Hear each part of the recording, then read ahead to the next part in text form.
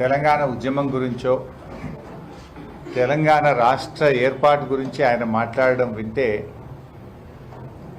100 ఎలుకలు తిన్న పిల్లి తీర్థయాత్రకు పోయిందట. అంటే దయ్యాలు వేదాలు వల్లించినట్టుగా రేవంత్ రెడ్డి గారి యొక్క వ్యాఖ్యలు, ఆయన యొక్క చర్యలు ఉన్నాయి. డిస్టర్బ్ చేయకుండా బిడ్డ, ఎందుకు రాబోయే ఒక 5 నిమిషాలు డిస్టర్బ్ చేయడం, బతిలాట కూడా చేస్తారు ఇంద్ర బిడ్డ. సో రేవంత్ రెడ్డి గారి వ్యాఖ్యలు దయ్యాలు వేదాలు వల్లించినట్టున్నాయి. సరే, రేవంత్ రెడ్డి గారు చరిత్రలో ఎప్పుడన్నా ఒకనాడు జై తెలంగాణ అన్నది లేదు, ఒకనాడు అమరవీరుల స్తూపం దగ్గర ఓ 2 పూలు పెట్టింది లేదు, ఉద్యమంలో ఒకనాడు రాజీనామా చేసిన పాపాన పోలేదు. ఏ ఒక్క రోజు కూడా ఆయన ఉద్యమంలో పాల్గొన్నటువంటి వ్యక్తి కాదు. ఇవాళ ఆయన మాట్లాడే వ్యాఖ్యలు, అంటే డిసెంబర్ 9వ తేదీ తెలంగాణ ప్రకటన వచ్చిందంటే అది కేసీఆర్ గారి ఆమరణ దీక్ష ఫలితం, తెలంగాణ ప్రజల పోరాట ఫలితం. డిసెంబర్ 9, 2009 తెలంగాణ రాష్ట్ర ఏర్పాటు ప్రకటన. కానీ ఇవాళ ఎవరో దయాదాక్షిణ్యాల మీద తెలంగాణ వచ్చింది అని రేవంత్ రెడ్డి గారు మాట్లాడడం అంటే ఇది తెలంగాణ ఉద్యమకారులను అవమానించడం, తెలంగాణ అమరులను కూడా, త్యాగాలను కూడా అవమానించడమే అవుతుంది. తెలంగాణ చరిత్ర అంతా కూడా చూస్తే కాంగ్రెస్ పార్టీదంతా కూడా ద్రోహ చరిత్ర. తెలంగాణకు నంబర్ 1 విలనే కాంగ్రెస్ పార్టీ. అడుగడుగునా తెలంగాణ ప్రజల ఆకాంక్షను కాలరాసిన పార్టీ కాంగ్రెస్ పార్టీ. ఉద్యమాలను అణిచివేసిన పార్టీ కాంగ్రెస్ పార్టీ.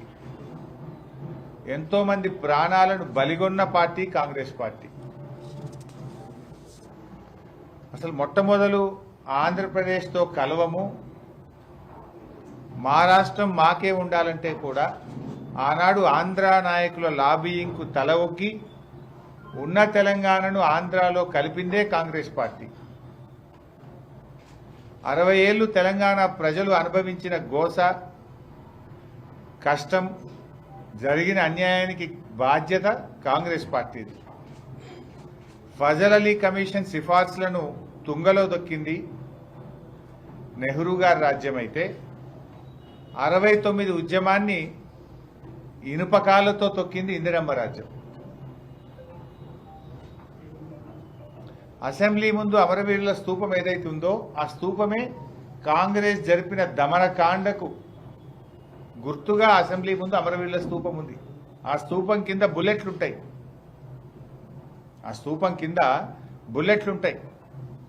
1969 ఉద్యమంలో 369 మందిని కాంగ్రెస్ పార్టీ కాల్చి చంపితే ఆ కాంగ్రెస్ యొక్క దమనకాండ, కాంగ్రెస్ పొట్టన పెట్టుకున్న 369 మందికి సూచికగానే ఇవాళ అసెంబ్లీ ముందు అమరవీరుల స్తూపం ఉన్నది.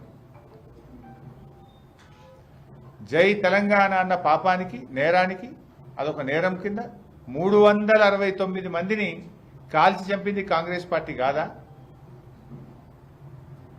ఆ రోజు తెలంగాణ ప్రజాసమితిని చెన్నారెడ్డి గారి నాయకత్వంలో ప్రజలు గెలిపించి తమ ఆకాంక్షను కేంద్ర ప్రభుత్వానికి చాటి చెప్పితే తెలంగాణ ప్రజాసమితిని కాంగ్రెస్లో విలీనం చేసుకొని తెలంగాణ ప్రజల ఆకాంక్షల్ని కాలరాసింది కాంగ్రెస్ పార్టీ. ఏ నాయకునికి పదవి రాకపోయినా తెలంగాణ పేరిట దుకాణం పెట్టాలి, పదవి రాగానే దుకాణం బంద్ చేయాలి. ఇది కాంగ్రెస్ పార్టీ నాయకుల చరిత్ర. ఎందుకంటే కాంగ్రెస్ పార్టీ మొదటి నుంచి కూడా మీరు అన్యాయమే చేసిండ్రు. వద్దంటే తెలంగాణను ఆంధ్రలో కలిపిండ్రు. ఫజల్ అలీ కమిషన్ రిపోర్ట్ను బుట్ట దాఖలు చేసిండ్రు. 69 ఉద్యమంలో 369 మందిని కాల్చి చంపిండ్రు. ఆ తర్వాత ప్రజాసమితిని 11 ఎంపీలు గెలిపిస్తే వాళ్ళను కాంగ్రెస్లో కలుపుకొని ప్రజల ఆకాంక్షల్ని కాలరాసిండ్రు. ఇది కాంగ్రెస్ చరిత్ర. 2001లో కేసీఆర్ గారు పార్టీ పెట్టకపోతే, కేసీఆర్ పోరాడకపోతే అసలు తెలంగాణ మాటే లేదు కదా. 2001లో కేసీఆర్ పార్టీ పెట్టకముందు తెలంగాణ శాసనసభలో, ఆంధ్రప్రదేశ్ శాసనసభలో తెలంగాణ పదం నిషేధించిండ్రు. ఎవరన్నా ఎమ్మెల్యే అసెంబ్లీలో లేచి నా తెలంగాణ అంటే, తెలంగాణ అనే పదం అసెంబ్లీలో నిషేధించడం, నువ్వు తెలంగాణ అనొద్దు, వెనుకబడ్డ ప్రాంతం అనాలి. ఇది నాటి పరిస్థితి. ఎవరు దీనికి కారణం? 50 ఏళ్ళు ఈ రాష్ట్రాన్ని పాలించిన కాంగ్రెస్ కావచ్చు, 16 ఏళ్ళు పాలించిన తెలుగుదేశం. 66 ఏళ్ళ మీ పాలనలో ఏం చేసిండ్రు? జై తెలంగాణ అనే పదాన్ని నిషేధించారు. అసెంబ్లీలో ఎమ్మెల్యేలు ఎవరు తెలంగాణ పదం ఎత్తే అవకాశమే లేకుండా చేసిన రోజుల్లో కేసీఆర్ గారు పార్టీ పెట్టి తెలంగాణ సాధించారు. కేసీఆర్ పార్టీ పెట్టకపోతే అసలు తెలంగాణ పదమే లేదు కదా. తెలంగాణ రాష్ట్రం ఎక్కడిది? తెలంగాణ అనే పదమే లేకుండా చేసిన చరిత్ర మీది. ఇక మీరు మేము తెలంగాణ ఇచ్చినామని చెప్తే దయాలు వేదాలు వలిచ్చినట్టు కాదు ఇది. ఆ రోజు 2004లో ఇదే టీఆర్ఎస్ పార్టీతోని కాంగ్రెస్ పొత్తు పెట్టుకొని మీకు తెలంగాణ ఇస్తామని నమ్మబలికింది. కేసీఆర్ గారు నేను కేంద్ర ప్రభుత్వంలో చేరను అంటే కామన్ మినిమం ప్రోగ్రాంలో పెడుతున్నాము తెలంగాణ, రాష్ట్రపతి నోట ఉభయ సభల్లో చెప్పిస్తాం, మీకు తెలంగాణ ఇస్తామని కేసీఆర్ గారికి హామీ ఇస్తే కేంద్ర కేబినెట్లో చేరారు. తర్వాత జరిగింది ఏందో మనందరికి తెలుసు. తెలంగాణ ఇవ్వకపోగా టీఆర్ఎస్ ఎమ్మెల్యేలను ఒక్కరినొక్కరిని కాంగ్రెస్ పార్టీలు చేర్చుకునే ప్రయత్నం చేసిండ్రు. ఉద్యమాన్ని కాలరాసే ప్రయత్నం చేసిండ్రు. కామన్ మినిమం ప్రోగ్రాంలో పెట్టి ప్రణబ్ ముఖర్జీ గారితో కమిటీ చేసిండ్రు కన్సెన్సస్ తేవడానికి. కానీ కాంగ్రెస్ పార్టీ కానీ ప్రణబ్ ముఖర్జీ గారు కానీ కన్సెన్సస్ కోసం ఏం ప్రయత్నం చేయలేదు. కానీ కేసీఆర్ గారు కేంద్రంలో మంత్రిగా ఉండి ఆయన చేసిన పని తెలంగాణ పని. ఆర్ఎస్ఎస్ ఆఫీస్ నుంచి ఆర్ఎస్యు ఆఫీస్ దాకా గల్లీ గల్లీ తిరిగి 32 రాజకీయ పార్టీలను ఈ దేశంలో ఒప్పించి మెప్పించి తెలంగాణకు అనుకూలంగా లేఖలు తెచ్చి ప్రణబ్ ముఖర్జీ గారికి సబ్మిట్ చేసింది కేసీఆర్. కాంగ్రెస్ తెచ్చింది ఎక్కడన్నా? 32 రాజకీయ పార్టీలను ఒప్పించి తెలంగాణకు అనుకూలంగా లేఖలు తెప్పించింది కేసీఆర్ కాదా? ఇది చరిత్రలో లేదా? మేమేమో దేశ రాజకీయ వ్యవస్థను ఒప్పించే ప్రయత్నం కేసీఆర్ గారు చేస్తే, ఇక రాజశేఖర రెడ్డి గారు ముఖ్యమంత్రిగా ఉండేవారు. తెలంగాణ ఇస్తానికి ఏమన్నా సిగరెట్టా బీడా? 100 కోట్ల మంది ఒప్పుకుంటే తెలంగాణ, హైదరాబాద్ పోవాలంటే పాస్పోర్ట్ వీసా కావాలి. ఈ రకంగా రెచ్చగొట్టే చర్యలు చేసింది కాంగ్రెస్ పార్టీ. అయినా కేసీఆర్ గారు ఆయన ఓపికతో ఒక్కొక్క పార్టీని తెలంగాణ గోస, తెలంగాణ బాధను చెప్పి 32 రాజకీయ పార్టీలను ఒప్పించి ప్రణబ్ ముఖర్జీ గారి కమిటీకి రిపోర్ట్ సబ్మిట్ చేశాం. అయినా కేంద్ర ప్రభుత్వం తెలంగాణ ఇవ్వలే. చివరికి కేసీఆర్ గారు కేంద్ర మంత్రి పదవికి, ఎంపీ పదవికి కూడా రాజీనామా చేసి మళ్లీ ఉద్యమానికి శ్రీకారం చుట్టిండ్రు కేసీఆర్ గారు. మీరు 5 ఏళ్ల అధికారంలో ఉన్నా, కామన్ మినిమం ప్రోగ్రాంలో పెట్టినా, రాష్ట్రపతి నోట ఉభయ పార్లమెంట్ సభల్లో చెప్పినా, దేశంలోని 32 రాజకీయ పార్టీలు ఒప్పుకున్నా తెలంగాణ ఇయ్యకుండా మోసం చేసిన పార్టీ కాంగ్రెస్ కాదా? ఒకవేళ మీరు ఆ రోజే తెలంగాణ ఇచ్చుంటే ఎందుకు ఇంతమంది పిల్లలు బలిదానాలు చేసుకునేవాళ్ళు? ఎందుకు ఇన్ని చావులకు కారణం కాంగ్రెస్ పార్టీ కాదా? ఈ చావులకు కారణం ఇచ్చిన మాట ప్రకారంగా 2004 నుంచి 9 దాకా మీరు అధికారంలో ఉన్నారు. దేశ రాజకీయ వ్యవస్థ ఒప్పుకున్నది. మీరు ప్రజలకు మాట ఇచ్చారు. టీఆర్ఎస్తో పొత్తు పెట్టుకొని తెలంగాణ ఇవ్వకుండా దీన్ని ఎగబెట్టింది కాంగ్రెస్ కాదా? చివరికి మళ్ళీ కేసీఆర్ గారు అయితే నా శవయాత్ర లేకపోతే తెలంగాణ జైత్రయాత్ర అని ఆయన బయలుదేరినాడు. ఆమరణ నిరాహార దీక్ష ప్రకటించిండు కేసీఆర్. కేసీఆర్ చచ్చుడో తెలంగాణ వచ్చుడో అనేటువంటి నినాదంతో ఆమరణ నిరాహార దీక్షకు కూర్చున్నాడు కేసీఆర్.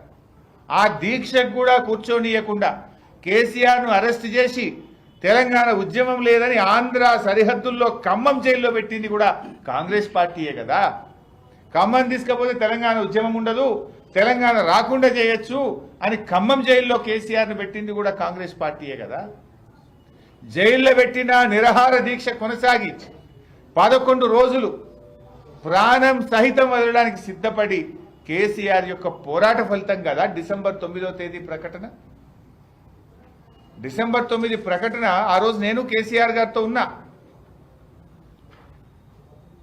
ఢిల్లీ నుంచి చిదంబరం గారు మన ఆచార్య జయశంకర్ సార్కి ఫోన్ వచ్చింది. మేము ప్రకటన చేస్తాం కేసీఆర్ గారిని దీక్ష విరమించండి అని. ఉత్తుత ప్రకటన అయితే ఒప్పుకోము, తెలంగాణ రాష్ట్ర ఏర్పాటు ప్రక్రియ ప్రారంభమైంది అని చెప్తేనే దీక్ష విరమిస్తా అన్నాడు కేసీఆర్. 2-3 సార్లు మాట్లాడిన తర్వాత మీరే రాసి పంపండి జయశంకర్ గారు అంటే, జయశంకర్ గారు కేసీఆర్ గారి సూచనలతో తెలంగాణ రాష్ట్ర ఏర్పాటు ప్రక్రియ ప్రారంభమైంది అని ఇంగ్లీష్లో ఆయన రాసిచ్చిన దాన్నే రాత్రిపూట చిదంబరం గారు ఢిల్లీలో ప్రకటన చేశారు. మరి ఇప్పుడు తెలంగాణ తెచ్చింది కేసీఆరా ఇంకెవరో సానుభూతితో ఇచ్చిండ్రా? నవంబర్ 29 లేకపోతే డిసెంబర్ 9 ప్రకటన లేదు. డిసెంబర్ 9 ప్రకటన లేకపోతే జూన్ 2వ తేదీ తెలంగాణ రాష్ట్రం ఏర్పడదు. అంటే కేసీఆర్ దీక్ష ఫలితం, తెలంగాణ ప్రజల పోరాట ఫలితం తెలంగాణ రాష్ట్రం. అసలు మీరు రాజీనామా చేయలే కదా. ఇవాళ సూసైడ్ నోట్స్ కూడా ఇక్కడ నేను తెచ్చాను. కాంగ్రెస్ ఎమ్మెల్యేలు రాజీనామా చేయలేదు, తెలుగుదేశం ఎమ్మెల్యేలు రాజీనామా చేయలేదని ఎంతోమంది పిల్లలు పాపం చనిపోయింది. ఈ రేవంత్ రెడ్డి ఆ రోజు తెలుగుదేశం ఎమ్మెల్యేగా ఉండి రాజీనామా చేయమంటే చేయకుండా పారిపోయినటువంటి వ్యక్తి తెలంగాణ ఉద్యమం కోసం. ఆ రోజు చంద్రబాబు నాయుడును నిలదీస్తుంటే ఎవడ్రా మా చంద్రబాబు నాయుడు నిలదీసేది అని తుపాకీ పట్టుకొని బయలుదేరిన రైఫిల్ రెడ్డి రేవంత్ రెడ్డి. మాట మార్చిన చంద్రబాబు నాయుడును తెలంగాణ ప్రజలు ఎక్కడికక్కడ నిలదీసిండ్రు. నిరసిస్తే ఎవడ్రా అడ్డుకునేదని తుపాకీ పట్టుకొని బయలుదేరింది ఈ రైఫిల్ రెడ్డి కాదా? నిజంగా తెలంగాణ 2004లో ఇచ్చిన మాట ప్రకారం సోనియా గాంధీ గారు తెలంగాణ ఇచ్చుంటే ఒక్క బిడ్డ ప్రాణం కూడా పోయి ఉండేది కాదు కదా. కరెక్ట్గా 15 ఏళ్ళు ఇవాళకి, అంటే మొన్న డిసెంబర్ 9కి 15 ఏళ్ల కింద చిదంబరం గారి ప్రకటన వచ్చిందంటే అది కేసీఆర్ దీక్ష ఫలితం. ఆ ప్రకటన కేసీఆర్ గారి సూచనలతో జయశంకర్ గారు తన స్వహస్తాలతో రాసినటువంటి ప్రకటన ఆ రోజు ఢిల్లీ నుంచి వచ్చింది. నవంబర్ 29 లేకపోతే డిసెంబర్ 9 లేదు, డిసెంబర్ 9 లేకపోతే జూన్ 2వ తారీఖు లేదు. ఇది చరిత్ర సాటుతున్నటువంటి సత్యం. ఈ సత్యాన్ని ఏమార్చాలని వెకిలి మకిలి ప్రయత్నం చేస్తూ ఉన్నారు. ఏదో సోనియా గాంధీ గారు దయతలిచి తెలంగాణ ఇచ్చిందట. దయతలిచి తెలంగాణ ఇచ్చేది ఉంటే కాంగ్రెస్ పార్టీ అసలు తెలంగాణను ఆంధ్రలో కలపది. కలిపిన 69 ఉద్యమంలో ప్రజల తీర్పును అనుసరించి అప్పుడే తెలంగాణ ఇచ్చేది ఉండే. పోనీ 2004లో పొత్తు పెట్టుకున్నప్పుడన్నా తెలంగాణ ఇచ్చేది ఉండే. ఎప్పుడు ఇచ్చిండు మీరు?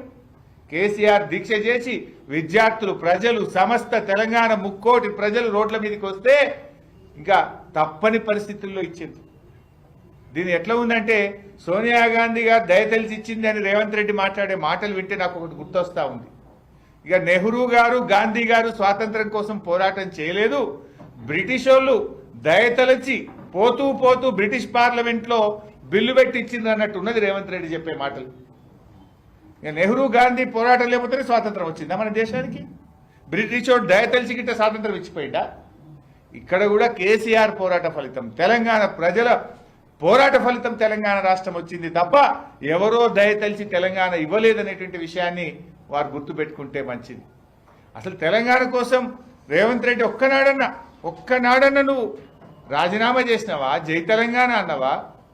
అదే అప్పుడు జేఏసీ చైర్మన్గా ఉన్న కోదండరామ్ గారు అందరు ఎమ్మెల్యేలు రాజీనామా చేయాలంటే వెన్ను చూపి పారిపోయిన చరిత్ర రేవంత్ రెడ్డిది.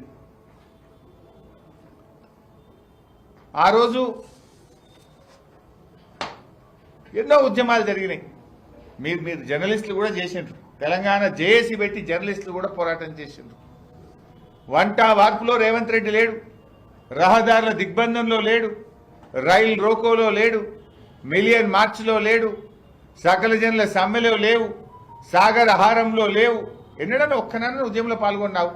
నువ్వు ఎంత తక్కువ మాట్లాడితే అంత మంచి తెలంగాణ గురించి రేవంత్ రెడ్డి. నువ్వెంత ఎక్కువ మాట్లాడితే నీ యొక్క ద్రోహ చరిత్ర, ఆ 2 కళ్ళ సిద్ధాంతి సేవలో నువ్వు ఉన్న పాత జ్ఞాపకాలన్నీ మాకు గుర్తొస్తున్నాయి. అసలు తెలంగాణ గురించి మాట్లాడే నైతిక హక్కే రేవంత్ రెడ్డికి లేదు. ఏం చేసినావు నువ్వు తెలంగాణ ఉద్యమం కోసం? ఒక్క కేసైనా ఉన్నది అని మీద? మా మీద 350 కేసులు ఉంటాయి. ఆ రోజు 350 కేసులు ఉంటాయి మా మీద. అరెస్ట్ అయ్యి జైళ్ళల్లో ఉన్నాం మేము ఆ రోజు.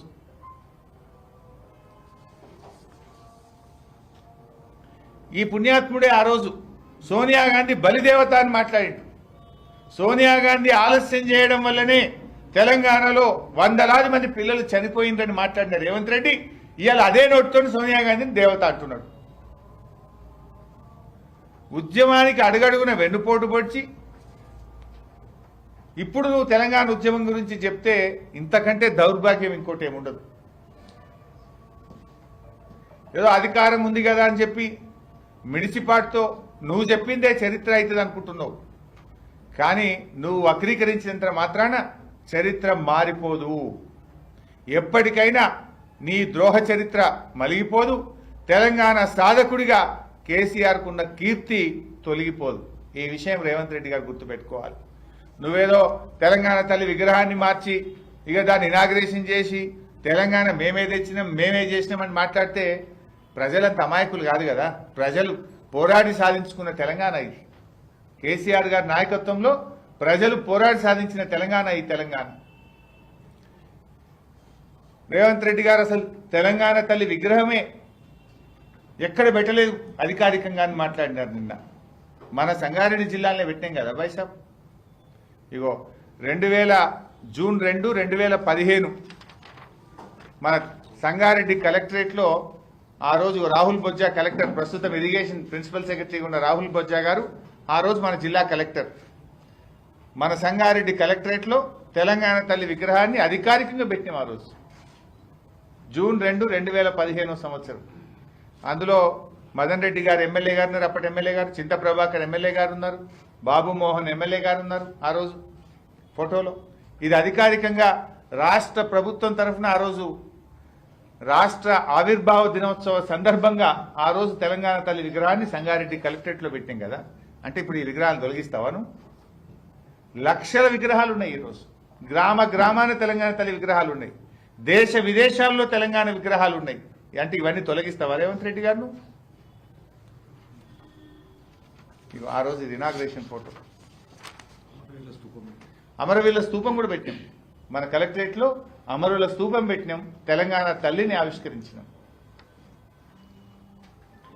ఈవెన్ కేసీఆర్ గారు కూడా జూన్ 22, 2023 నాడు మన అమరుల స్మారక చిహ్నం ప్రారంభం చేసిన రోజు కూడా తెలంగాణ తల్లి కాంస్య విగ్రహాన్ని, దగదగలాడే తెలంగాణ తల్లి కాంస్య విగ్రహాన్ని సెక్రటరియట్ ఎదురుగా అమరుల స్మారక చిహ్నంలో కూడా పెట్టడం జరిగింది. ప్రపంచంలో ఎవరు కూడా ఇట్లా తల్లులు, ఇప్పుడు కర్ణాటక మనకి ఇంతకుముందు మన రాష్ట్రంలో కూడా తెలుగు తల్లి ఉండే.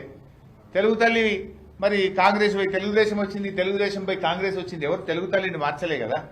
కన్నడ తల్లిని ఎవరు మార్చలే కదా. తమిళ తల్లిని ఎవరు మార్చలే కదా. భారత మాతను ఎవరు మార్చలే కదా. ఇప్పుడు నెహ్రూ గారు పెట్టిందని భారత మాతను ఇందిరాగాంధీ పెట్టిందని గిట్ట బీజేపీలో వచ్చినాక మార్చిండ్రా? నువ్వు మార్చాల్సింది ప్రజల బతుకుదెరువు. మార్పు మార్పు అన్నావు. నువ్వు చెప్పే మార్పు ఇదేనా? ఏం మార్పు తెచ్చినావు నువ్వు? ఆ రోజు తెలంగాణ ప్రజల జీవితాల్లో మార్పు తెస్తాను. ఏం మార్పు తెచ్చినావు? నువ్వు తెచ్చిన మార్పు ఏంటంటే రైతు బంధు పెట్టినావు,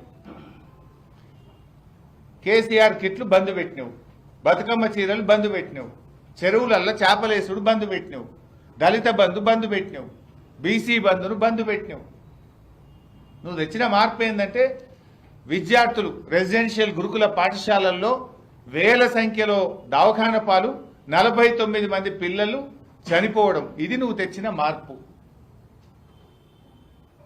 నువ్వు తెచ్చిన మార్పు ఏంది? టీజీవై టీఎస్ పెట్టుడో తెలంగాణ తల్లిని మార్చడో కాదు కదా తెలంగాణ ప్రజల జీవితాల్లో మార్పు. నువ్వు ఏం మార్చినా నీ తెలంగాణ ఉద్యమ చరిత్ర రాస్తే రేవంత్ రెడ్డిది ద్రోహ చరిత్ర మాత్రమే. నీకంటూ ఒక పేజీ పెడితే నువ్వు తెలంగాణ ఉద్యమాన్ని ఎట్లా వెన్నుపోటు పొడిచినావు, ఎట్లా ద్రోహం చేసినావనే నీ పేజీ ద్రోహ చరిత్రనే ఉంటుంది.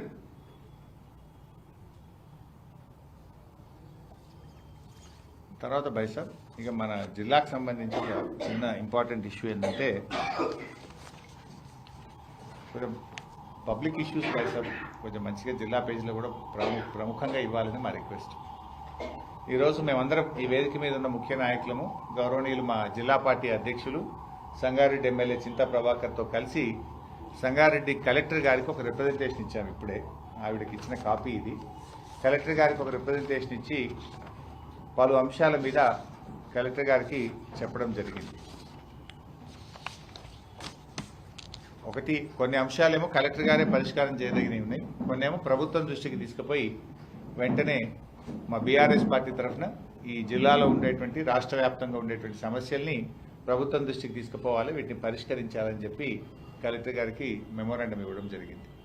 ఆ మెమోరాండంకి వెళ్ళే సందర్భంలోనే గతంలో 2015లో మేము పెట్టిన తెలంగాణ తల్లికి పూలమాల వేసి అక్కడ అమరుల స్తూపానికి అమరులందరికీ కూడా నివాళులు అర్పించి మేము కలెక్టర్ గారికి మెమోరాండం ఇవ్వడం జరిగింది. అయితే ముఖ్యంగా మన సంగారెడ్డి జిల్లాకు సంబంధించి Basaveshwara Sangameshwara lift irrigation project పనులు నిలిపివేయడం జరిగింది.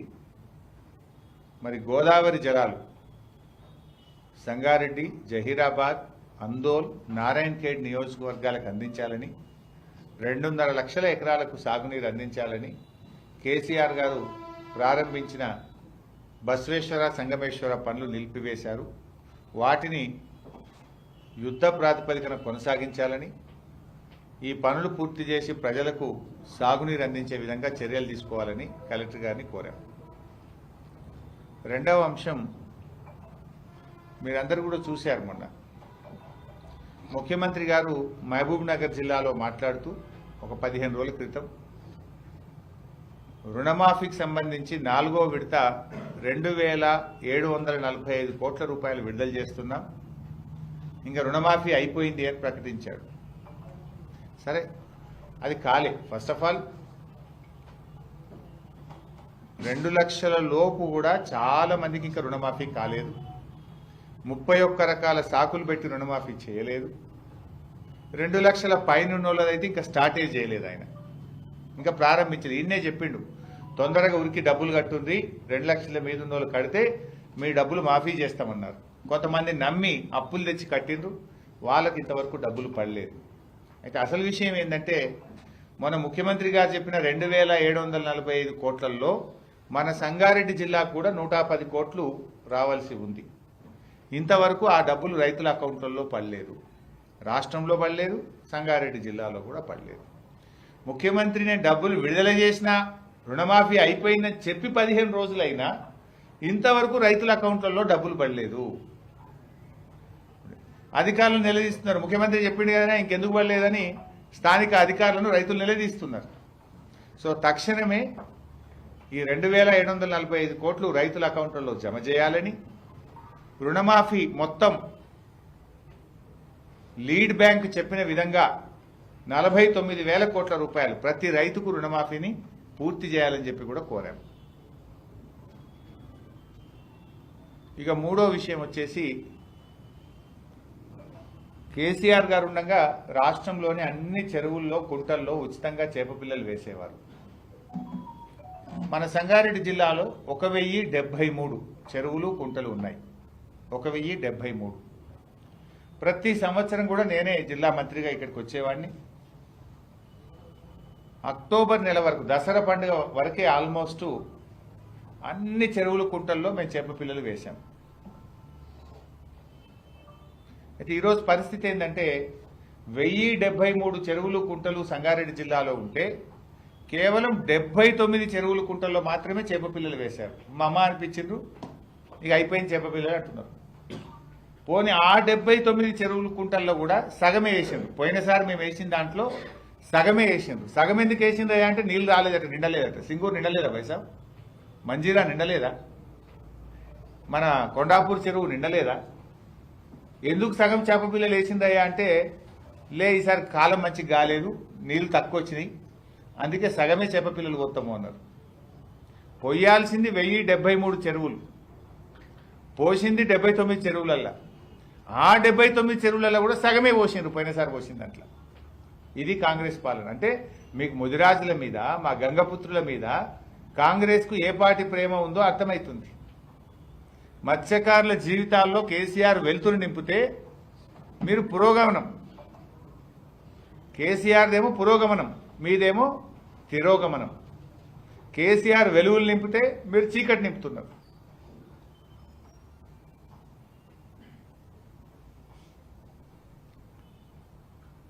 గతం కంటే మీరు బాగా చేస్తారా, ఉన్న కార్యక్రమాలు రద్దు చేస్తారా? 1073 చెరువుల్లో మేము గతంలో వేస్తే ఈసారి మీరు వేసింది 79 చెరువులే. ఇంత అన్యాయం చూడండి.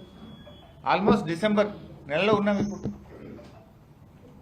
ఆ వేసిన 79 సగమే వేసాం. సో మేము ప్రభుత్వం దృష్టికి తీసుకుపోయి రాష్ట్రంలో మరియు మన జిల్లాలో మొత్తం చెరువులలో కూడా చేప పిల్లలు వెంటనే వేయాలని చెప్పి ఈరోజు మేము కలెక్టర్ గారికి ఇచ్చిన మెమోరాండంలో చెప్పడం జరిగింది. అదేవిధంగా గొర్రెల పంపిణీ. కాంగ్రెస్ పార్టీ తన మేనిఫెస్టోలో అధికారంలోకి వచ్చిన 100 రోజుల్లో 2వ విడత గొర్రెల పంపిణీ చేస్తామని చెప్పారు. కానీ అది కూడా చేయడం లేదు. డీడీలు వాపసిస్తామన్నారు. ఆ డీడీలు కూడా ఇంకా 128 డీడీలు జిల్లాలో పెండింగ్లో ఉన్నాయి. సో ప్రభుత్వం దృష్టికి తీసుకుపోయి వెంటనే 2వ విడత మా గొల్ల కుర్మలకు గొర్రె పిల్లలు ఇవ్వాలని మేము మెమోరాండంలో ఇవ్వడం జరిగింది. డీడీలు కూడా సత్వరమే తిరిగి ఇవ్వండి. మరి ప్రభుత్వం వితౌట్ డీడీ 100% మేమే ఇస్తామన్నారు కనుక వితౌట్ బెనిఫిషరీ కాంట్రిబ్యూషన్ ఉచితంగా గొర్రె పిల్లలు మా గొల్ల కుర్మలకు ఇవ్వాలని జిల్లాలో మేము కోరడం జరిగింది. వీటితో పాటు ఇంకొక 5 మన నియోజకవర్గానికి సంబంధించిన ఇష్యూస్ కూడా ఉండే. ఒకటి, మన జిల్లాకు సంబంధించి గతంలో బీఆర్ఎస్ ప్రభుత్వం ఉన్నప్పుడు నేను మంత్రిగా ఉన్న సమయంలో చింతా ప్రభాకర్ గారు మా స్థానిక నాయకులందరూ విజ్ఞప్తి చేస్తే మేము ఇక్కడ ముదిరాజ్ సంఘానికి, లింగాయత్కు, గౌడ్స్కు, పద్మశాలి కమ్యూనిటీలకు సంగారెడ్డిలో జిల్లా కార్యాలయాల కోసం ఒక్కొక్క ఎకరా స్థలాన్ని కందిలో ఇవ్వడం జరిగింది. 4 major communities Mudiraj, Lingayat, Gouds and Padmashali ఒక్కొక్కరికి 1 ఎకరం స్థలంతో పాటు 25 లక్షల రూపాయల డబ్బు కూడా అప్పుడు మేము శాంక్షన్ ఇచ్చాం. ఈ ప్రభుత్వం వచ్చి టెండర్లు కూడా అయినాయి. ఈ ప్రభుత్వం వచ్చినాక అక్కడ పనులు జరపడం లేదు. ఆ భూములు వెనక్కి తీసుకోవాలని చూస్తూ ఉన్నారు. సో దయచేసి ఆ భూములు వెనక్కి తీసుకోవద్దని, ఆ ఇచ్చిన డబ్బులతోని వెంటనే పనులు ప్రారంభించాలని చెప్పి కలెక్టర్ గారి దృష్టికి తీసుకుపోవడం జరిగింది.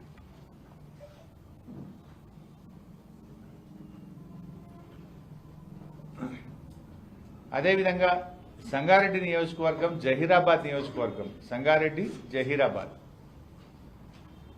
SDF and MRR special development fund maintenance of rural roads దాని కింద చాలా డబ్బులు గతంలో శాంక్షన్ అయినాయి. టెండర్లు పిలిచాం. ఆ పనులన్నీ రద్దు చేశారు.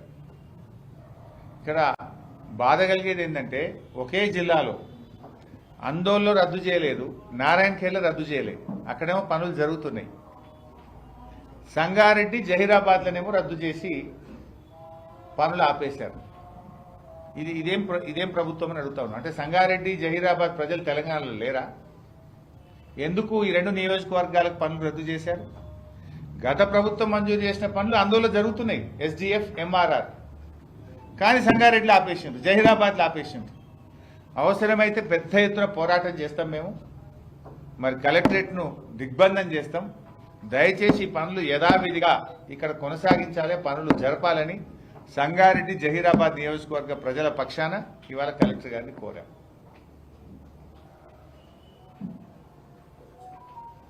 అదేవిధంగా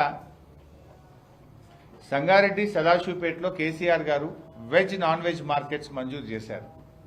దాదాపు 3 కోట్ల 4 కోట్ల రూపాయల పని అయింది. అంటే పరిశుభ్రమైనటువంటి వాతావరణంలో, హైజెనిక్ కండిషన్స్లో ప్రజలు పండ్లు, కూరగాయలు, మాంసాహారాలు కొనుక్కోవాలి, ఉండాలి ప్రజలకు అందుబాటులో అని veg, non veg market sanction చేశాను. 2 పనులు కూడా సగంలో ఆగిపోయినాయి. ఈ ప్రభుత్వం వచ్చిన తర్వాత ఒక అంగుళం కూడా, తట్టడి మట్టి కూడా ఎత్తలేదు, పనులు ఆపేసింది. సో ఆ వెజ్, నాన్ వెజ్ మార్కెట్ల పనులను దయచేసి వెంటనే కొనసాగించాలి, వాటిని పూర్తి చేయాలని చెప్పి చింతా ప్రభాకర్ గారు ఈరోజు కలెక్టర్ గారిని కోరడం జరిగింది, మా రిప్రజెంటేషన్లో కోరడం జరిగింది. అదేవిధంగా ల్యాండ్ పూలింగ్ కింద గత ప్రభుత్వంలో కంది, ఆరుట్ల, ఫసల్వాది, ఇంద్రకరణ్ రైతులు స్వచ్ఛందంగా ముందుకొచ్చి ల్యాండ్ పూలింగ్ కోసం తమ భూములు ఇచ్చారు. హెచ్ఎండిఏ వాళ్ళు పొజిషన్ కూడా తీసుకున్నారు. మరి వాళ్ళకి ఇవ్వాల్సినటువంటి బెనిఫిట్స్ ఇంతవరకు ఇవ్వడం లేదు. మేము కలెక్టర్ గారికి చెప్పాం, తక్షణమే హెచ్ఎండిఏ వాళ్ళకి చెప్పి గతంలో ఒప్పుకున్న ప్రకారంగా ల్యాండ్ పూలింగ్కు సహకరించిన రైతులకు ఇవ్వాల్సిన ఇంటి స్థలాలు కానీ అదర్ బెనిఫిట్స్ ఎక్స్టెండ్ చేయండి, లేదంటే వాళ్ళ భూములు వాళ్ళకి తిరిగి ఇవ్వండి. ఒకవేళ మీరు ఇవ్వకపోతే బీఆర్ఎస్ పార్టీ ఆ రైతులను తీసుకొని పోయి మేము వాళ్ళ భూములు వాళ్ళకి మేమే ఇవ్వవలసి వస్తుందని కూడా హెచ్చరించడం జరిగింది.